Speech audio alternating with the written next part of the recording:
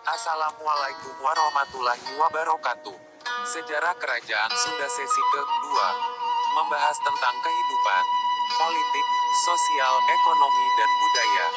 1. Kehidupan politik Kerajaan Sunda. Menurut Tome Pires, Kerajaan Sunda diperintah oleh seorang raja. Raja tersebut berkuasa atas raja-raja di daerah yang dipimpinnya. Tahta kerajaan diberikan secara turun-temurun kepada anaknya. Akan tetapi, apabila raja tidak memiliki anak maka yang menggantikannya adalah salah seorang raja daerah berdasarkan hasil pemilihannya. Akibat sumber-sumber sejarah yang sangat terbatas, aspek kehidupan politik tentang Kerajaan Sunda, Pajajaran hanya sedikit saja yang diketahui. Aspek kehidupan politik yang diketahui terbatas pada perpindahan pusat pemerintahan dan pergantian tata raja.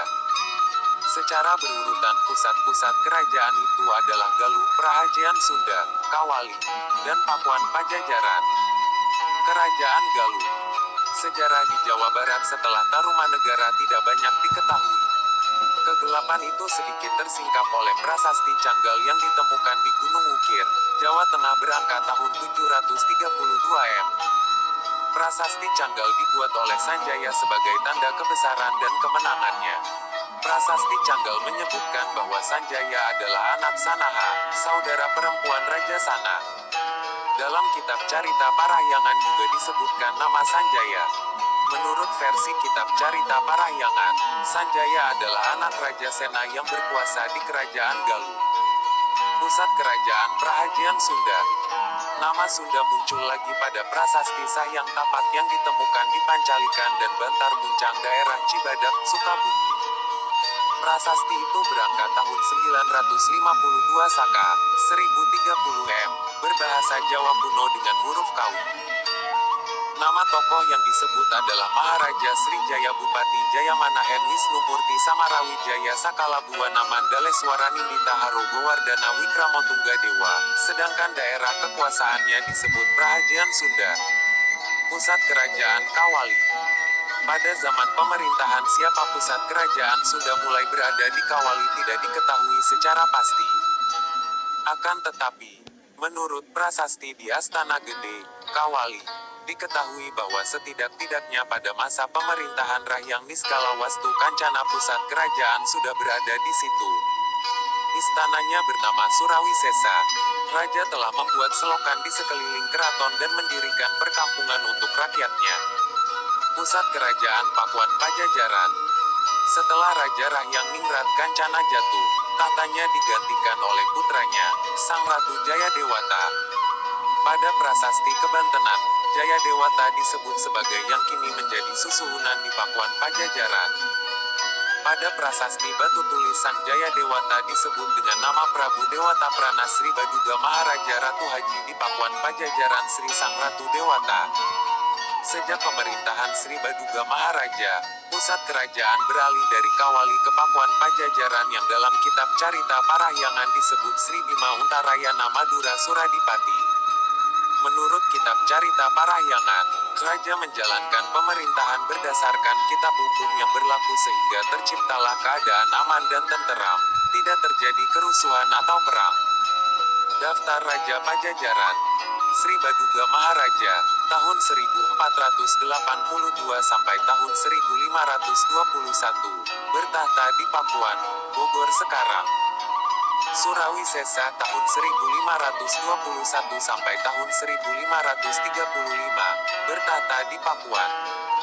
Ratu Dewata, tahun 1535 sampai tahun 1543, bertahta di Pakuan. Ratu Sakti, tahun 1543 sampai tahun 1551, bertahta di Pakuan. Ratu Nilakendra, tahun 1551 sampai tahun 1567, meninggalkan Pakuan karena serangan Hasanuddin dan anaknya, Maulana Yusuf. Raga Mulia, tahun 1567 sampai tahun 1579, dikenal sebagai Prabu Surya Kencana, memerintah dari Pandeglang Maharaja Jaya Bupati, Hajiri Sunda. Rahyang Niskala Wastu Kencana, Rahyang Dewa Niskala, Rahyang Ningrat Kencana, Sri Baduga Maharaja, Hyang Wunisora, Ratu Samian, Prabu Surawisesa, dan Prabu Ratu Dewata. 2. Kehidupan sosial Kerajaan Sunda.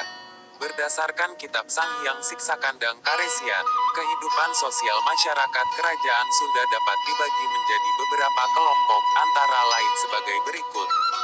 Kelompok rohani dan cendekiawan. Kelompok rohani dan cendekiawan adalah kelompok masyarakat yang mempunyai kemampuan di bidang tertentu. Misalnya, Brahmana yang mengetahui berbagai macam mantra, Pratanda yang mengetahui berbagai macam tingkat dan kehidupan keagamaan, dan Janggan yang mengetahui berbagai macam pemujaan, Memen yang mengetahui berbagai macam cerita, Paraguna mengetahui berbagai macam lagu atau nyanyian, dan Prepatun yang memiliki berbagai macam cerita pantun. Kelompok aparat pemerintah. Kelompok masyarakat sebagai alat pemerintah negara, misalnya Bayangkara, bertugas menjaga keamanan, prajurit tentara, hulu jurit, kepala prajurit. Kelompok ekonomi. Kelompok ekonomi adalah orang-orang yang melakukan kegiatan ekonomi. Misalnya, juru lukis, pelukis, pandemas, perajin emas, pandedam, pembuat perabot rumah tangga, pesawah, petani, dan palika, nelayan. Kehidupan masyarakat Kerajaan Sunda adalah peladang, sehingga sering berpindah-pindah.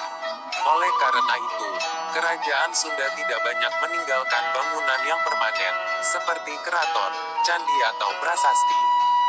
Candi yang paling dikenal dari Kerajaan Sunda adalah Candi Cangkuang yang berada di Leles, Garut, Jawa Barat. 3. Kehidupan ekonomi Kerajaan Sunda. Kerajaan Sunda adalah kerajaan yang masyarakatnya hidup dari pertanian. Hasil pertaniannya menjadi pokok bagi pendapat kerajaan. Aneka hasil pertanian seperti lada, asam, beras, sayur mayur dan buah-buahan banyak dihasilkan masyarakat Kerajaan Sunda. Selain itu, ada juga golongan peternak sapi, kambing, biri-biri dan babi adalah hewan yang banyak diperjualbelikan di bandar-bandar pelabuhan Kerajaan Sunda. Menurut Tom Pires, Kerajaan Sunda memiliki 6 buah pelabuhan penting yang masing-masing dikepalai oleh seorang syah bandar. Mereka bertanggung jawab kepada raja dan bertindak atas nama raja di masing-masing pelabuhan.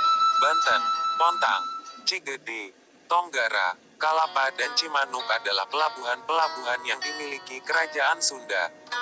4. Kehidupan budaya Kerajaan Sunda. Kitab Carita Parahyangan dan serta Dewa Buddha memberi petunjuk bahwa masyarakat Kerajaan Sunda banyak mendapat pengaruh budaya Hindu dan Buddha. Kedua budaya itu selanjutnya berbaur dengan unsur budaya leluhur yang telah ada sebelumnya. Kerajaan Sunda merupakan kerajaan pecahan dari Kerajaan Tarumanegara. Kerajaan Sunda beribu kota di Parahyangan, Sunda. Sementara itu menurut Prasasti Astana Gede, Kawali, Ciamis, ibu kota Kerajaan Sunda berada di Pakuan Pajajaran. Mengenai perpindahan kerajaan ini tak diketahui alasannya.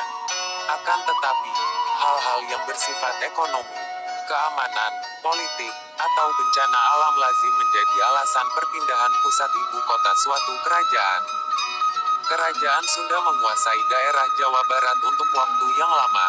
Di antara rajanya, yang terkenal adalah Jaya Bupati dan Sri Baduga Maharaja.